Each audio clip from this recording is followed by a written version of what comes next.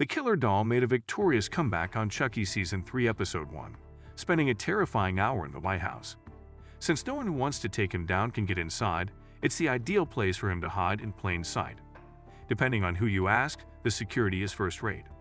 The show received a gentle reboot thanks in large part to the political tone of the premiere. When we first see Henry, a little child, he is hiding in the middle of the night.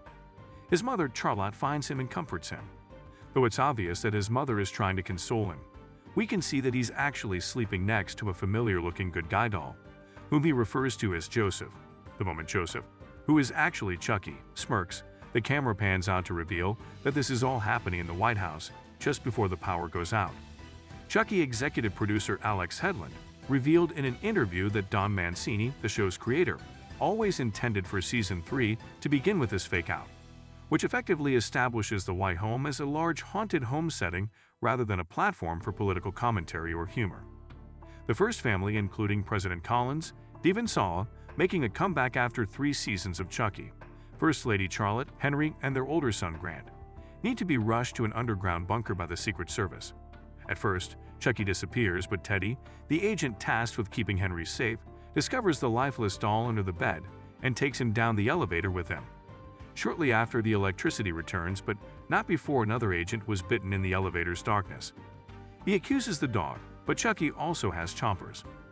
Press Secretary Melanie Spiegel calls a press conference the following morning, stating that Collins, the country's first independent president, no particular attacks on Democrats or Republicans this season, and the rest of the family are safe, and the power outage was only a minor inconvenience.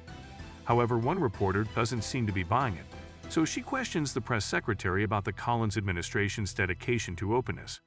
Later, when she, the president, and the vice president are in the Oval Office talking about the power outage, it becomes a more serious problem. It turns out that they were hacked, and Collins is unwilling to conceal the information or tell the American people a falsehood about it. There's one other, well, not person, but presence in the Oval Office with them. At breakfast, Henry announced that Joseph didn't want to come to school with him, but instead wanted to see what Papa President was up to all day. Collins introduces Joseph to the Vice President and Melanie, explaining that it's a weird coincidence that the doll has that name. As we'll learn, it was the name of his son who died the previous winter.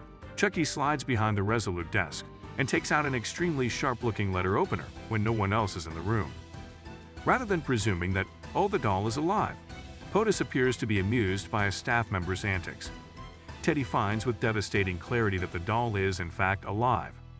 When the Secret Service agent enters Henry's room and bends down to look at the stolen letter opener, hidden in Chucky's clothing, the killer doll seizes the chance to take Teddy's gun and blow his brains out, pretending it was a suicide. Unbeknownst to Grant, who had earlier discussed not using marijuana in the White House with his assigned Secret Service agent, James and Charlotte Collins are smoking a big old bong in the executive residence, later decide to let Henry keep Joseph. The president argues that it's okay if the doll provides him with some solace, because he has already lost Teddy and his brother. At Teddy's burial, Henry is holding the doll, and the reporter is skulking about the edges. She has been told by a source that Teddy purchased tickets for a family cruise only a few days prior to his suicide.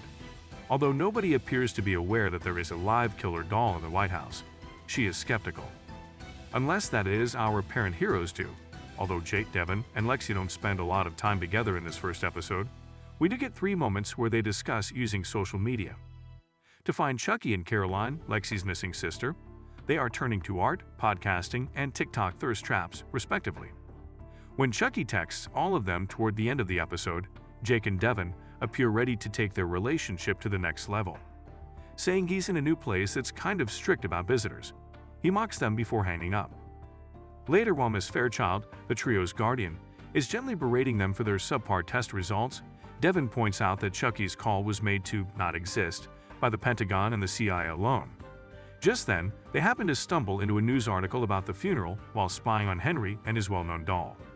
It appears that Devon, Jake, and Lexi are on their way to Washington. "Guys, we're going to kill Chucky," declares Jake.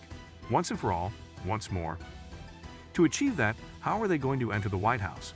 Moreover, how exactly did Chucky enter the White House initially? Caroline is where? And Nika? Maybe Tiffany? We'll have to watch and find out.